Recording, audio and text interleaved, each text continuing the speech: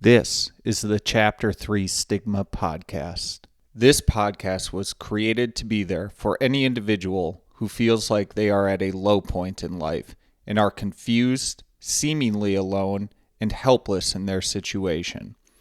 I am a recovering alcoholic, and I felt this way too, until I sat across the table from another addict who shared his story and made me realize that I was not alone in my struggles. My life was saved by this realization, and I hope to help anyone struggling by sharing my story to show you that you are not alone and that life can contain unbelievable riches and meaning. Welcome. I am glad you are here.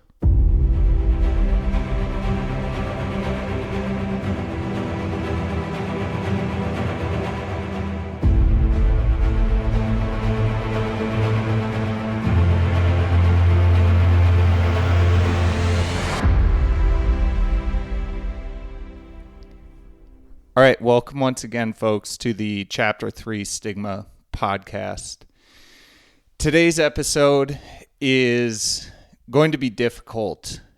I do have my wife here again with me, and what we are going to cover with regards to my story with alcoholism and really our story is what I can only describe and call hell. It is the final 2.5 years of my drinking and battle with alcoholism that just caused our life to go into really the most chaotic and unmanageable state that we really ever thought possible. And this is going to be very difficult to talk through, but I think it's important to talk through. You might get a little bit of a live snapshot of my wife and I processing some of this together because of how the past year has played out for us and past 6 months in particular. There has been some items that we just haven't had the space to go into, but I think they're important to share in the context of Chapter 3 Stigma's vision of opening up and talking about these behaviors, these thought patterns, and feeling alone. Because even though this was absolutely mine and our version of hell, again, the horrible thing about addiction is what we went through is not entirely unique. Like some of the patterns, some of the thought processes that I'm going to talk about and the behaviors, I know for a fact other people dealing with addiction go through the same thing. And again, it really wasn't until I sat down and talked about these things with other addicts that I realized I wasn't entirely crazy. So just to do a very quick recap of our last episode where we talked about crossing the threshold, I battled alcoholism cyclically for about 10 years. And bad things would happen, and I would white knuckle it, go dry, as they call it, or just commit to a period of sobriety for other people, my wife, my family. And then I would always reintroduce alcohol again. And the start of hell was really another instance of this cycle where I just felt an increased level of shame, so much so that I felt the best path forward was to lie about it. And so with that, we'll jump into it. What caused this descent to hell? I actually can't remember. It must have been December of 2020. Alyssa told me that she was pregnant with our first child. And we were elated. We were hoping, trying for this. And I can't remember how quickly I came to this, like if it was literally the night that you told me or if it was a little while later. But I decided to be the standout, the awesome husband, and commit to a period of sobriety while Alyssa was pregnant. Do you remember, was it like that exact night that you told me? Gosh, I can't remember exactly on that. I have no clue. Okay. But pregnancy hormones are running right. rampant by that point already. But the interesting thing about that commitment where I said, you know what, Alyssa, if you're going to be sober, I'm going to be sober too. I can do this for whatever, 8 months. Because you were a few weeks along by the time you told me. You specifically told me, Kyle, I am not asking you to do that. Right. There was no pressure from you, but I saw it as another opportunity and kind of another excuse to be sober for a period of time with the intention of, again, convincing myself that I didn't have the problem that I was afraid that I was starting to consider I might be having. So I thought, like, hey, if I can do 8 or 9 months sober, I'm good. I'm not an alcoholic. I don't have a problem. Yeah, I think something that, from my perspective, I would say, was that it was a period where I was going to experience a little bit of relief from the cycles that we had been experiencing previously. And I was excited about that, on top of, of course, being excited that we were pregnant. And I never had any concerns or problems not drinking myself. And so it wouldn't have bothered me had you wanted to drink. Right. But the idea that you were doing this, and I knew you were, in some ways, you were doing it for me, which is, big thing that we're going to talk about here today, and what we've talked about previously as well. But again, it was something you were doing for someone else, not for yourself necessarily. Exactly. So commitment is made, and the next part I actually can't give any details around because for the life of me I cannot remember.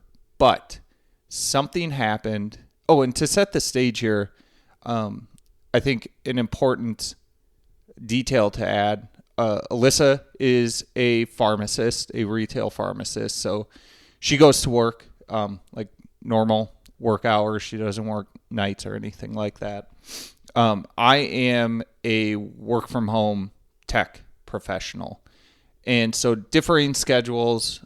For the vast majority of my career, I've worked with teams on different time zones. So I'm getting up at like earlier hours, generally starting my day. But anyway, kind of like offset calendars, and Alyssa's leaving every day for work. I'm staying home at work. So something at some point within a month or so of me making this commitment to Alyssa caused me to break. And again, I cannot tell you what sort of stressor, what sort of incident happened, but at the end, literally at the end of the day, I made the decision to drink.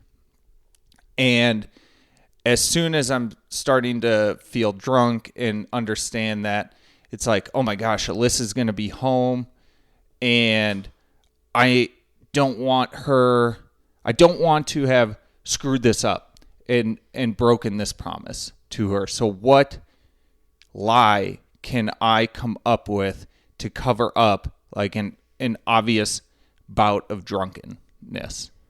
So I'm going to add here, I think that I know when this happened. And okay. It was March of 21. All right. So like, wow, I made it longer. I mean, that's what I think it was. Okay. It could have been, maybe I'm mistaken. Maybe there was a period of time before this. So here's why I think it was March.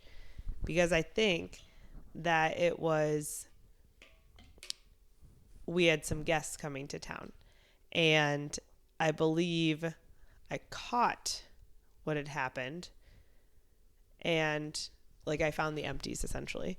And we discussed it, but it was like after our guests had arrived. Okay. Okay, I think I'm remembering this. Yeah. So I did get caught, but really the issue with this was my promise was broken and the floodgates were open essentially for Right. bringing and introducing alcohol back into my life. So I knew, and again, this kind of ties back to the first part of this story that we told. Like, I am a pretty quick learner, and so in this instance, I got caught, and so I shifted my tactics, and I like picked up on different things that I needed to do, or like started setting time limits for like when I had to be done drinking and things like that. And really, this set off a cycle that truly lasted, I would say, 2.5 years, a little over 2 years. So what the cycle would look like is I would spend anywhere from 5 to 21 days sober, white knuckling, dry, whatever you want to call it, just miserable. I was sober, but I was so irritable, like insanely irritable. I know for a fact, Alyssa, that like you were walking around on eggshells because you didn't know what would set me off. Right. Yep. I totally agree. I think that the other thing that I started to notice was like, or to think about, I should say, was that it was like, okay, the clock's kind of ticking here. We have a baby on the way. Like August is around the corner. Kyle's got to get his act together, whatever is going on. Like whether it's just like a mindset shift or, like, I don't know, everyone reacts to a baby a little bit differently. So I didn't know what was going on. Yep. No, totally. And it was just during these stretches of sobriety and white knuckling it, I would have like an unreasonable, rigid routine that I would hold myself to. And so it was like very specific about what time I had to get up in the morning, what activities I had to do in the morning before work, like how I structured my day, how I executed my day. All of these things were just like this super rigid routine that could not be broken or else it would send me off the deep end. And there were mornings where I would wake up and I would have slept through my alarm. And again, this is during my sober stretch. And literally the first words out of my mouth were, "Fuck you, Kyle." I woke you up, Alyssa, numerous times doing that. And like your response to it is would be like, "Are you serious? Is that like how you're going to start your day off?" And I could just tell that you went on high alert then, because like that was an instance where 100% absolutely at high risk of ending this streak, this small streak of sobriety, and diving into the drinking portion of the cycle.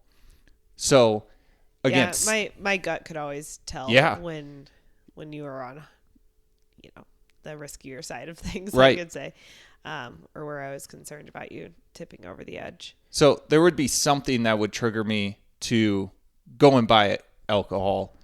And every single time I thought to myself, this time I'll be in control. This time will be different. When Alyssa comes home from work, like I will be squared away. I'm going to be a healthy drinker. And this was what I'm describing is on like day one of my decision to drink. So it was always, this time I'm going to be in control.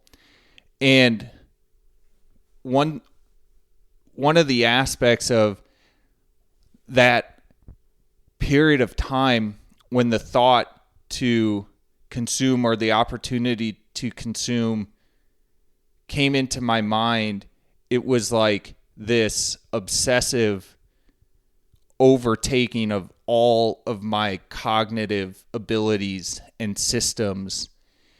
And I truly couldn't rest until I had gone and bought the alcohol, got into my home, and literally cracked the first can. I would have significantly increased breathing rates. My heart rate would jack up. All of that like dissipated as soon as the can cracked. And then as soon as I would start drinking, again, this is day one, like starting from a sober state. And the alcohol like hit my system, my blood, I could like feel it course through my system. I would always start figuring out an excuse for why I could drink more, and I would reason to myself how I would still be okay. And the absolute crazy thing about it is this happened 100% of the time. I would go through the alcohol that I had initially bought, again, saying like, this is a reasonable amount. I'll be in control if I only consume this. And all of a sudden it's like, oh no, I can go get more and I can get fine and I can be fine and I have the time to do it. And like one of the crazy aspects of addiction, especially in this case with alcohol where you're buying legally from stores, is I started cycling which stores I bought from because I was like nervous about being judged by the clerk. And there was a grocery store that like Alyssa and I would occasionally shop at together. Normally at this time I did all the grocery shopping because my work schedule was most flexible, but I had a genuine fear that Alyssa and I would be at the grocery store that I bought from, and some clerk that like recognized me would make some comment about like, oh, you're not buying alcohol today, huh?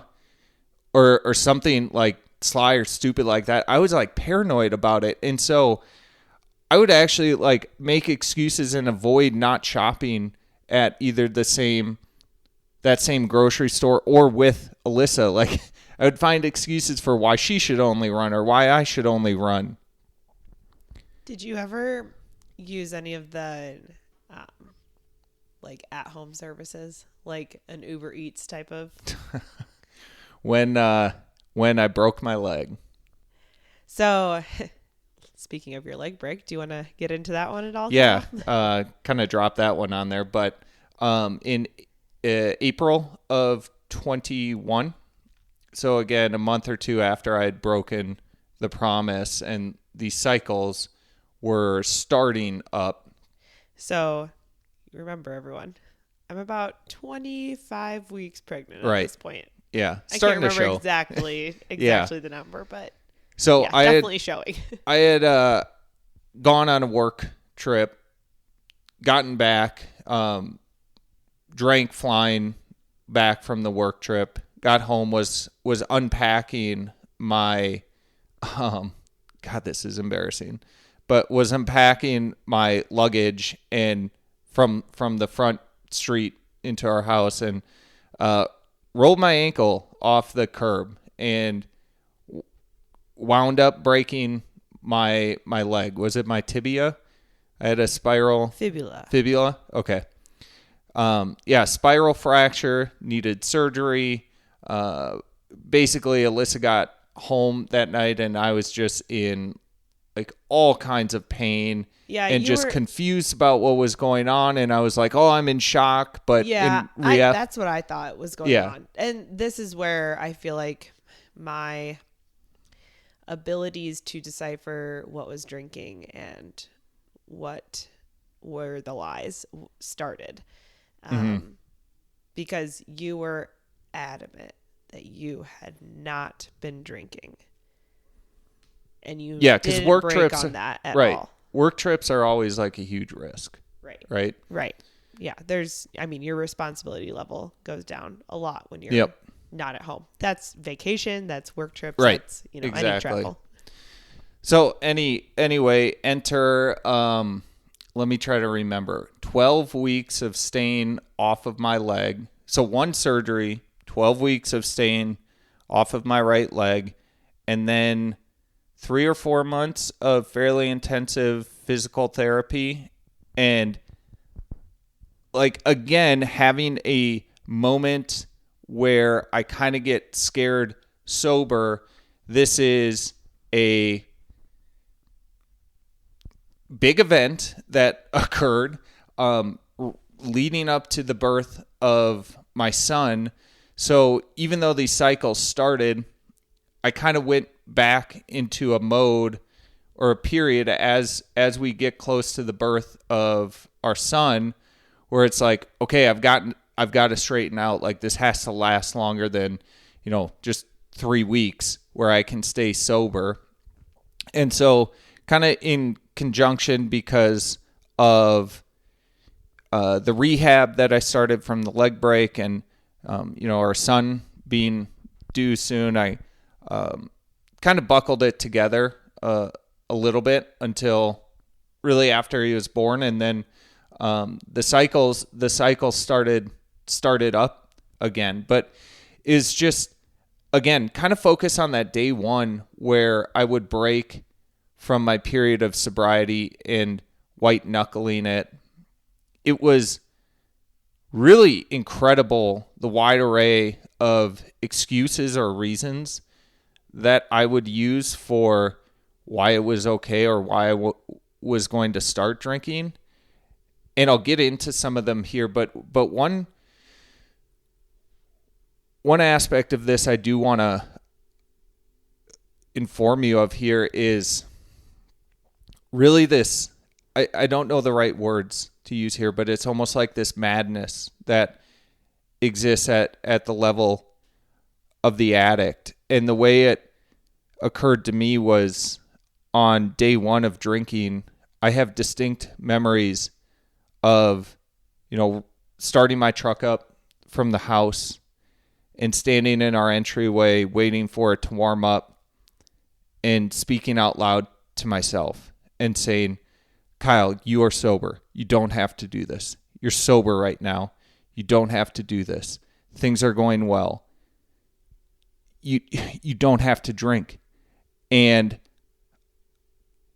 my behaviors that carried out after that, it was just like I wasn't in control. There was this rational part of my mind that wanted well-being, that wanted to be safe, and just this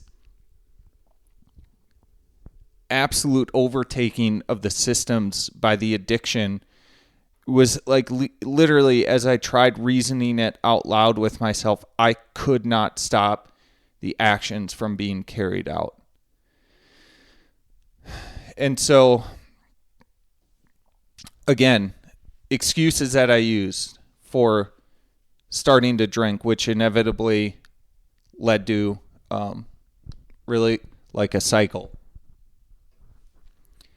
I'm having an anxiety attack. I'm stressed out from work. Someone said something to me that made me upset. I realized how much I sucked, and I felt I screwed something up. Got this feeling from, being unable to do a certain workout or something just like really simple, like fix a coffee grinder that had gone on the fritz. Like literally anything where I felt inadequate would be a reason for me to basically say, well, fuck it. I'm going to drink. I would reason with myself that, hey, it had been, more than 2 weeks that I've gone without a drink. I'm good. Again, that mentality that like I proved to myself I'm not an alcoholic. some ironic excuses I used. I didn't work out. Again, in line with that, like, you suck, you broke your routine. However, on the flip side, I went on drinking benders because I had a great workout. And it was like, I thought I deserved it. So that if that doesn't scream alcoholic and addict to you, I don't know what does. But like one I want to end with that seems like super specific, but in my time in rehab, I brought it up in one setting, and there were numerous people who just like stared back at me and just went, "Oh my God, I've done that too." So one of the reasons that I use as an excuse to start drinking is Alyssa had asked me to do something around the house that I really didn't want to do, that I thought could magically and quickly, with minimal effort, get completed if I was drunk. So like, hey, Kyle, could you clean the house or clean the bathroom? In my mind, it was like, sure I can. It'll get done faster if I'm drunk. And lo and behold, what happened when Alyssa showed up home? It wasn't done. It was not done.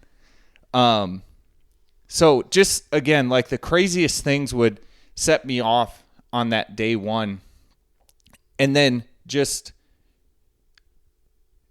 before going to bed that day, I had to scramble and figure out, how am I going to cover up that I was drinking? So I had to, before Alyssa would get home, I had to figure out which excuse it was I was going to use that day for why I'm behaving in such a way. And, you know, like, am I going to feign anxiety or am I going to feign depression? And then, like, what's the cause? Usually I would use an excuse from work. Again, because I was a remote worker, Alyssa was really only connected to my, like, coworkers in my job via names. Like, it's not like she knew anyone or had anyone's number to call and be like, hey, Kyle's really worried about this. You know, what's your take on it? And so that was an easy out for me a lot of times. Additionally, I would have to, like, physically hide all of my empty cans. Like, I was drinking so much, I couldn't just go out back and throw them in the recycling can out of fear that Alyssa was going to walk back there at some point and open it up and be like, hey, why are there all these random empties back here that we didn't drink together? I checked that can all the time. Did you? Yep. There was a lot of places, and again, this kind of muddies up the timeline a little bit here, but when I knew it was drinking, I would always check the recycling. I would check the regular garbage can. I'd check your regular hiding places in the house, like all of those places. I would get busted every once in a while for having some in those spots that you checked, and I would have to come up with an excuse or an apology in the moment. But, like, the feedback that I took in from it was like, I got to get better at this cover-up game. Yeah, I think, I don't know if this fits into the category of what you're discussing right now, but something to note too is that okay, I'm going to go off topic here. So yeah. you were abusing the alcohol, but you were also doing other things that were either abusive to yourself or also just, like, not the healthiest of habits, let's say. So, for instance, Kyle would fast. He's really into fasting. He still is into fasting, but for the most part, there's other reasons that he does it now, and it's not every day. But you would fast, and then you'd have an empty stomach, and then you would drink on an empty stomach because you could get drunk more easily. Am I correct in that statement? That wasn't actually, ironically, and that gets into the whole, like, self-care thing when it comes to addiction. It's just like your ability to take care of yourself, to eat proper nutrition, to feel like you have the patience and focus to even cook yourself a meal, even for 5 minutes. versus just grabbing trash snacks. And like this extends all the way to like showering, brushing your teeth, shaving. Well, so that was my other comment, was going to be the shaving piece of Yep. it, like showering regularly. Like I would do laundry at the end of the week and it'd be like, what, you only wore 2 pairs of boxers this entire week? All right. So I'm sharing a lot here, and that might be maybe the most unexpected and embarrassing of the facts. But sorry, now I'm off track. That's good. It's improved, everyone. Yes. Thank you. But I think that speaks, as you're making all those statements, like somebody who is listening to this might think, wow, that sounds like depression. So that was probably the piece of it that was created through all this. Yeah. That, stay tuned, we're going to get to. Yeah, exactly. Back to you, Kyle. But yeah, so I would scramble hiding all of my empties. And again, like I wouldn't leave things, or I would try not to leave things in spaces that I knew Alyssa would look. This next one, again, like the language around it is really difficult, but what I'm about to say is literally how I thought about it when I was in this period of hell. But I would leave myself many, many times unintentionally things that I called treats, which were literally unopened or opened and only partially drank drinks that I could then stave off the detox symptoms with the next day. So really, I'm just going to jump into it, like what, the next morning would look like. And by the next morning, I quite literally mean like 12 a.m. through like 5 a.m. because I didn't sleep when I was going through this. I would feel like I had to focus on each individual breath, and I couldn't do anything but focus my entire mind on just breathing out of sheer fear that I was going to stop breathing. And I would also lay there awake at night and obsessively wonder if I had ran my cover-up operation thoroughly. And so I would get super paranoid about, did I leave an empty or unopened can somewhere? And these thoughts would overtake my mind so much that I would wait until a time when I was certain Alyssa was asleep and get out of bed. And we live in an old, creaky farmhouse, and so it's very hard to sneak around. And there were numerous times I would get up, and Alyssa's like, "What are you doing? Why are you getting up?" And it's, "Oh, I got to go to the bathroom," or "I can't sleep. I'm going downstairs to the couch." And I would literally have to check all of these hiding spots that I was nervous about having left things at because I didn't want to have Alyssa discover them. And I just had to like check and recheck to put myself at ease that things were hidden. And then additionally, like again, most oftentimes unintentionally, I would find things that weren't in their normal hiding spot in our house that I used, and it would be an open but partially drank can. And I had unbelievable tremors during my detox. And so I would drink it at the most ridiculous hours of the morning just to stop my mind from racing, just to stop the tremors, the rapid breathing, the feeling like my heart was going to stop at any moment. And then I would find my way back to bed, comforted that, nothing was exposed out in the open, that Alyssa could get up in the morning and be moving around the house and not see anything blatantly laid out. And I do have to say that it's not every single evening I was getting out of bed and checking things or, finding these treats that I would leave myself. But it happened a lot, and it happened consistently. And so really I was during these detox periods. So after day 1, I was just in a constant state of panic. In some instances, like the morning would come and I would not have slept at all, and I would have to start my work day, and I would really just be waiting for Alyssa to leave so that like I could deal with my symptoms on my own.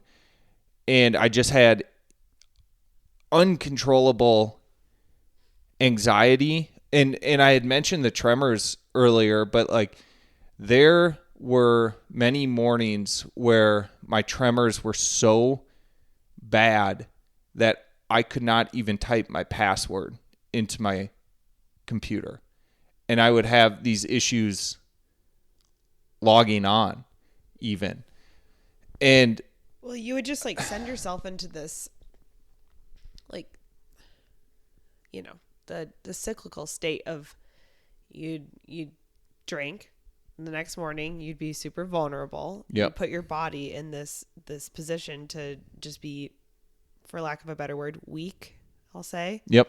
And easy to break, fragile would Yeah. be the word. Yeah. And I think that would just set up the next day for you. Exactly. The next couple of days for you, however Yep. long it took that week. And it was usually a weekday because I was more often than not home on the weekends. Mm-hmm. So you couldn't get away with it as easily then. So it was a weekday kind of problem.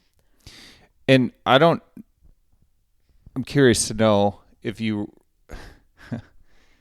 well, I'll just ask a question. Do you remember when I made you cry at church? Vaguely.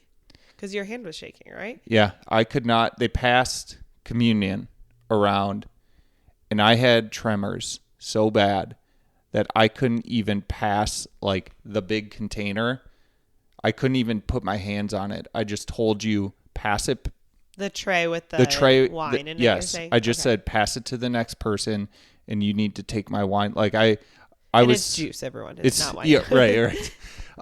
But yeah, I had to have you hold it. And I just distinctly remember, we were sitting in the back of church, but you started crying because you just like knew how bad things were. And there was speculation, but no explanation. Right.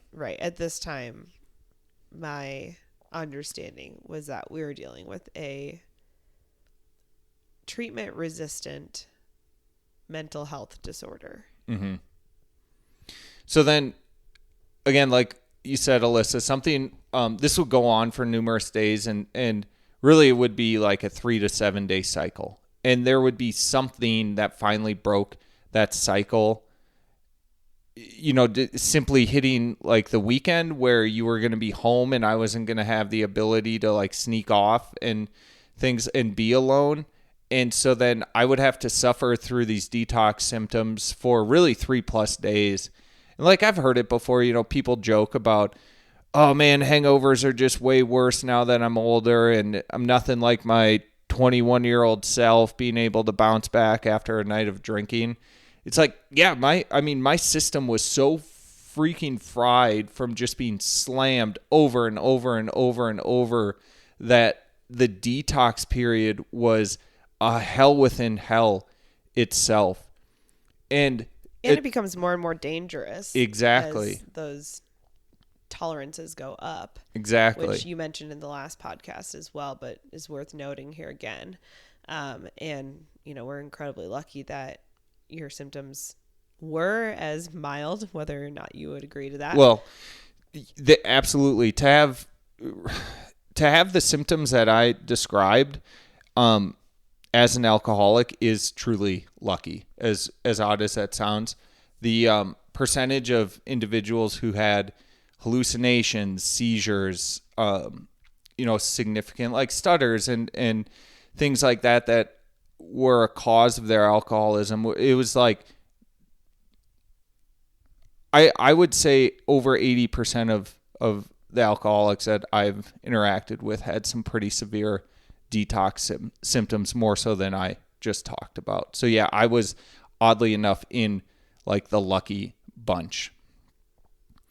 So we're also lucky that like the degree to which your, I guess you could say, like, what's the right word? The repercussions, or like what would occur, the results that would occur as a result of your drinking. I just said results twice. What would occur as a result of your drinking, all things considered, was fairly benign. Right. It was essentially just you hurting yourself at home. Yep. And it didn't really like impact, a lot of law enforcement or risky behaviors in terms of like anything concerning to like our health or my health, anything like that. It didn't result in those things. Right. And one of the things I have to address next is like what I saw as one of the major downsides of it was you and I would have to spend hours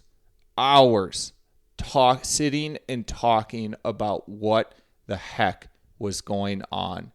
And it would be it was something I constantly avoided. I pushed you away because I didn't want to go through with it. It was like, honestly, probably the most painful aspect of it all was having to sit and just feel like we're digging out of a hole in our relationship. Our relationship was suffering and heading backwards through this. And like really now being in active recovery, like we have had moments together where we stop and go, we have so much time. Yeah, it's true. And, I say like there weren't, that impactful of things that happened.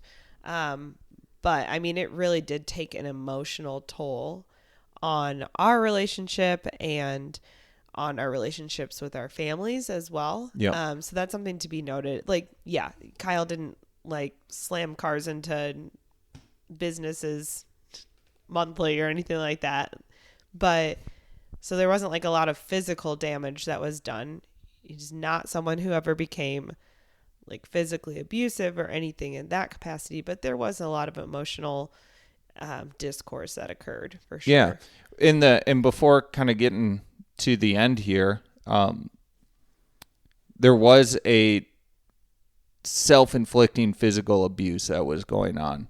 Absolutely. I would, man, this is hard to talk about, but like, and really pathetic, but like, we have a pair of like, I think they're 12-inch tongs that we use for like almost everything in the kitchen.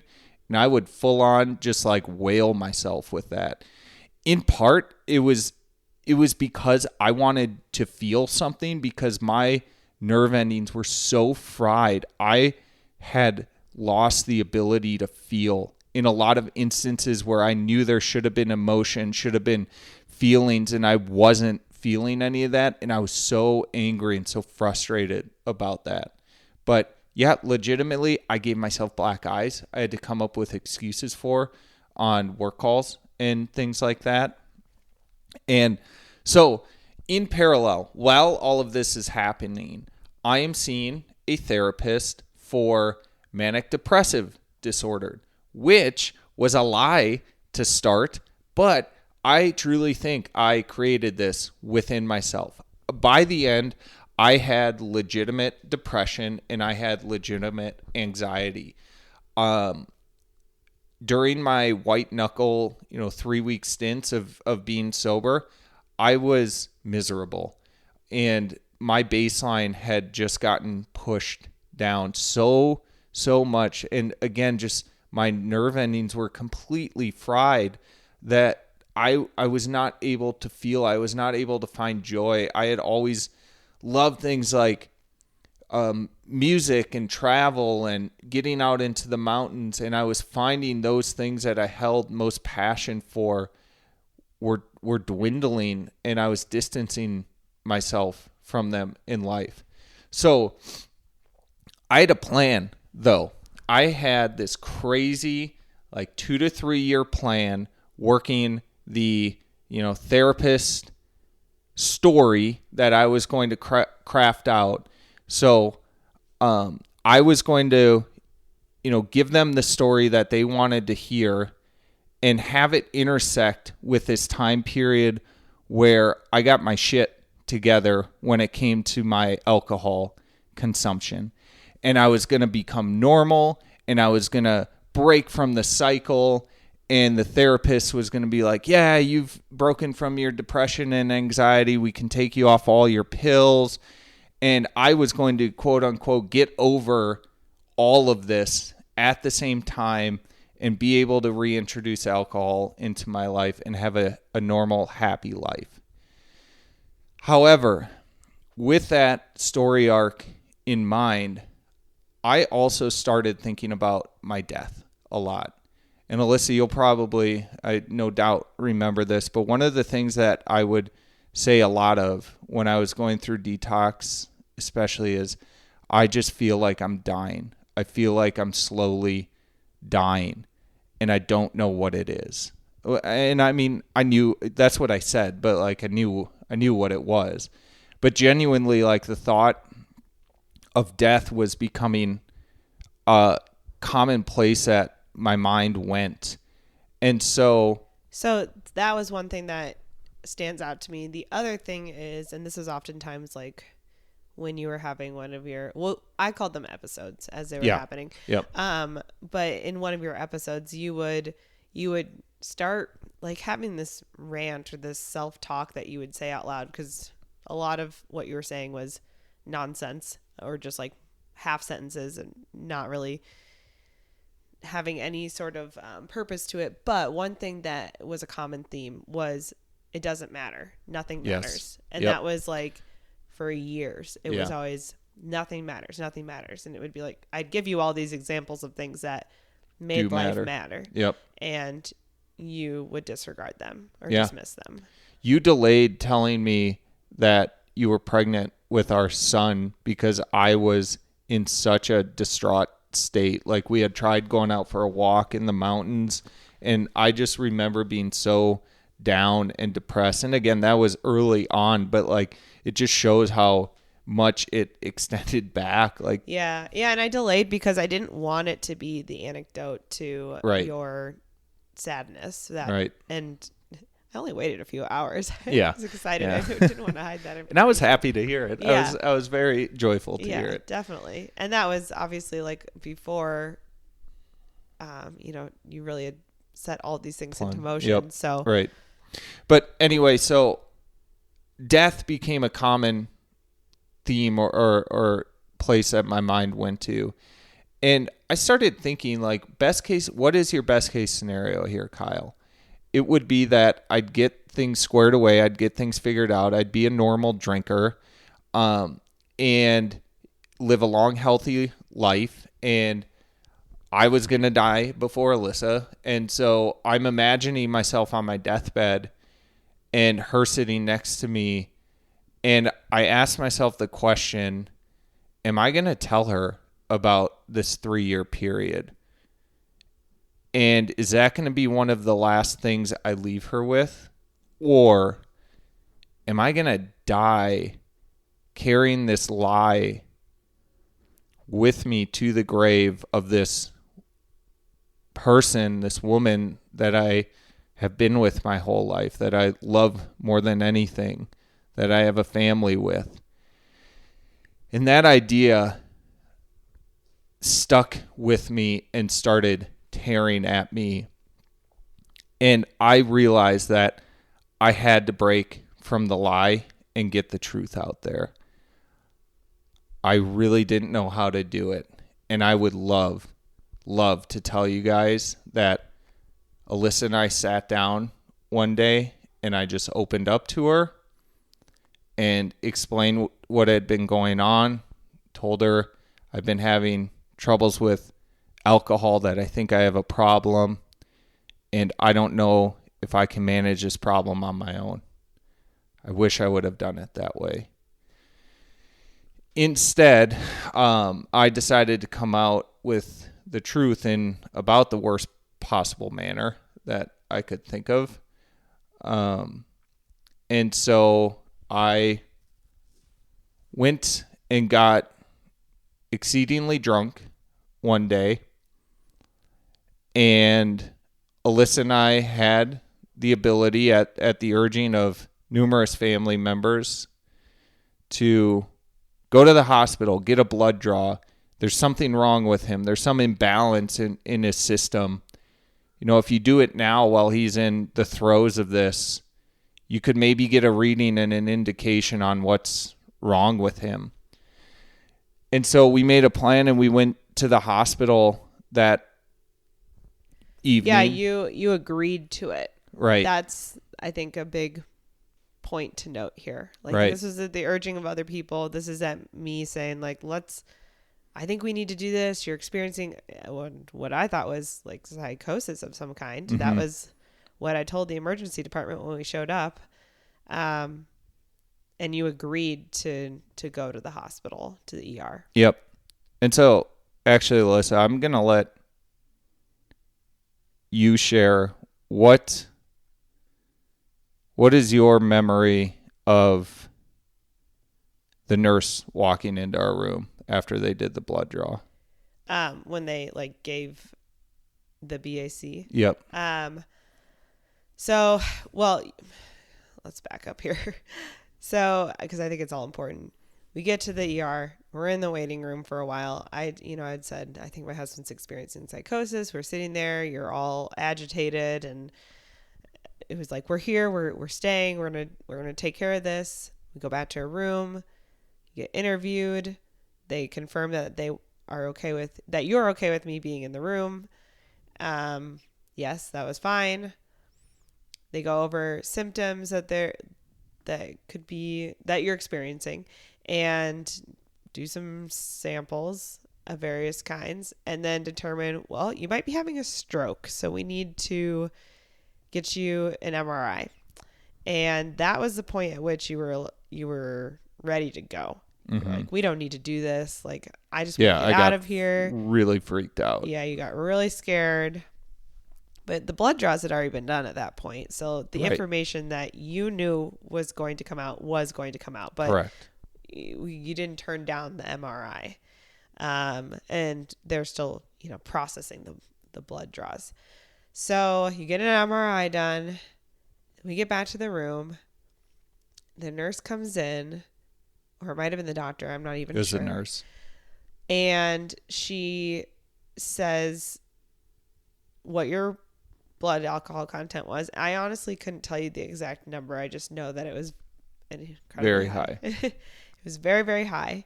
And she asked you if you had been drinking. And you said, yeah, you'd had 1 or 2 drinks. And she said, I don't think that you're being honest with yourself about how many drinks you've had. I think you've had more than 1 or 2 drinks.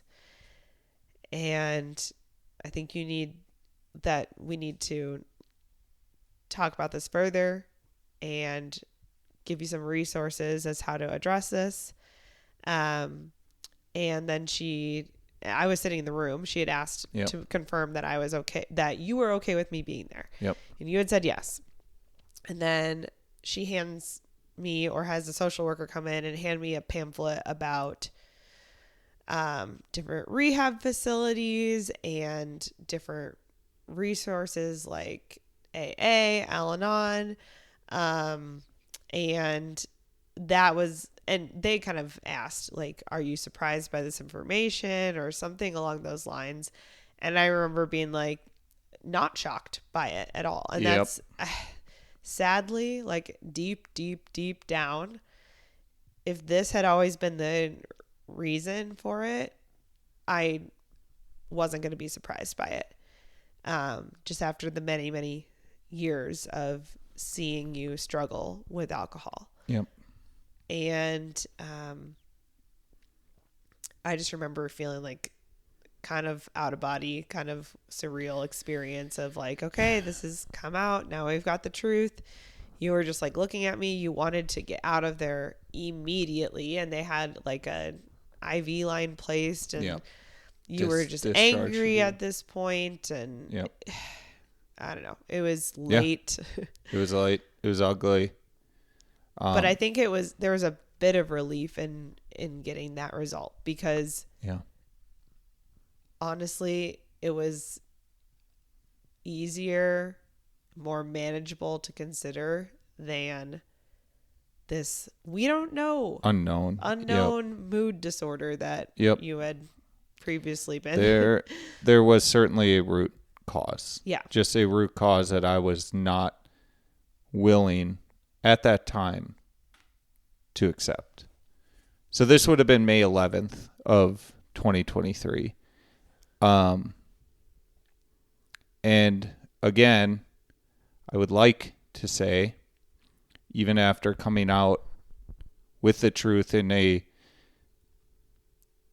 not ideal fashion, not mature fashion, I would like to say that we looked at the pamphlets that they gave us, did some research, figured out which rehab facility I was going to, because I certainly needed help, because it was obvious I was dealing with alcoholism. Instead of jumping to that action,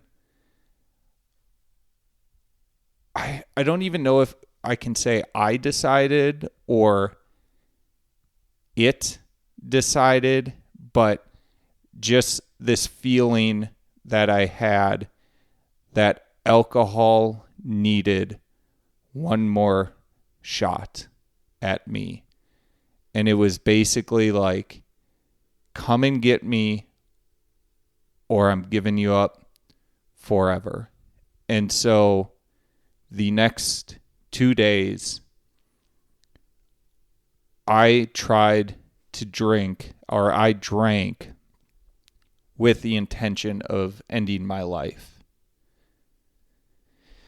And I know those words coming out of my mouth are nonsensical right now, but there is just no other way to explain the drive and the desire to either end it all through this thing that I couldn't control, that had all control over me, or I was going to radically change.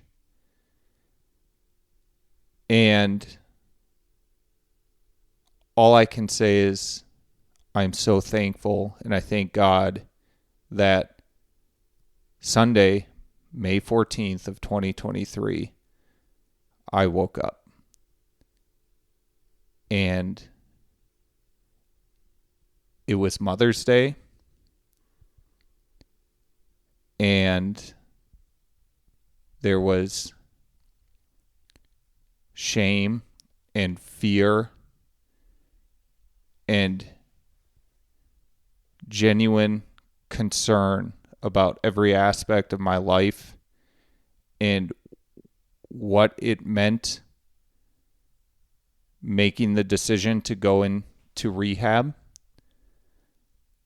But we will get into this in the next episode, because May 14th of 2023 is my sober date when I entered active recovery.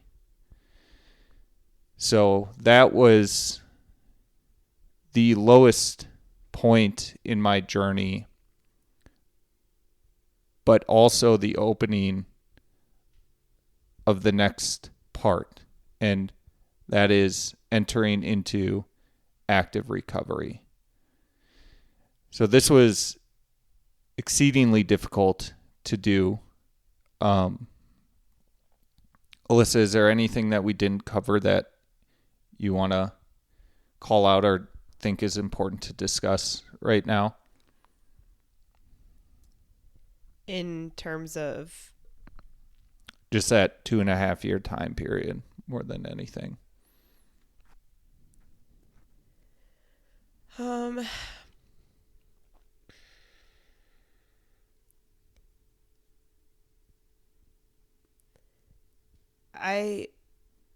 I just want to say that I know that you were incredibly hard on yourself during that time, and you were not proud of what you were experiencing.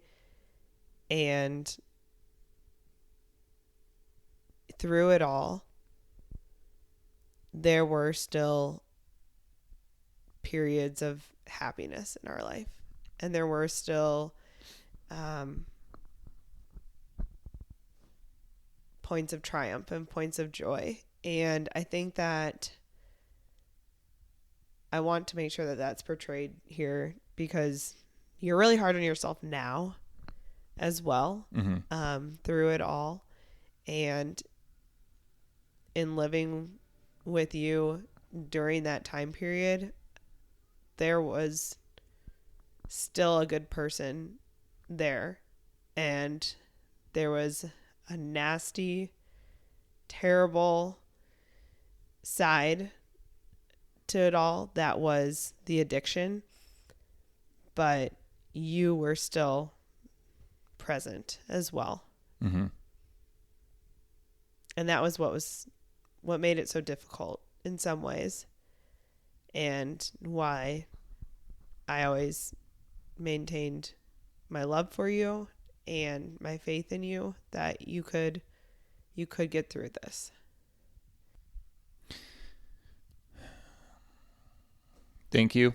I think that's about as well said as we can say to close out this episode on that is appropriately titled Hell.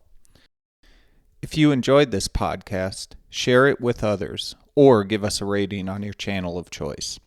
My hope is that my story can help others in their struggles with addiction or any other aspects of life that they feel could be bettered. You can follow us on social media at Chapter 3 Stigma on Instagram and YouTube. I cannot solve your problems for you, but I can listen. If you want to reach out with a message through one of those channels, I will respond and let you know that you are not alone. All the best, you are loved, and life is worth every struggle and bit of suffering you have to endure. Until next time, all the best.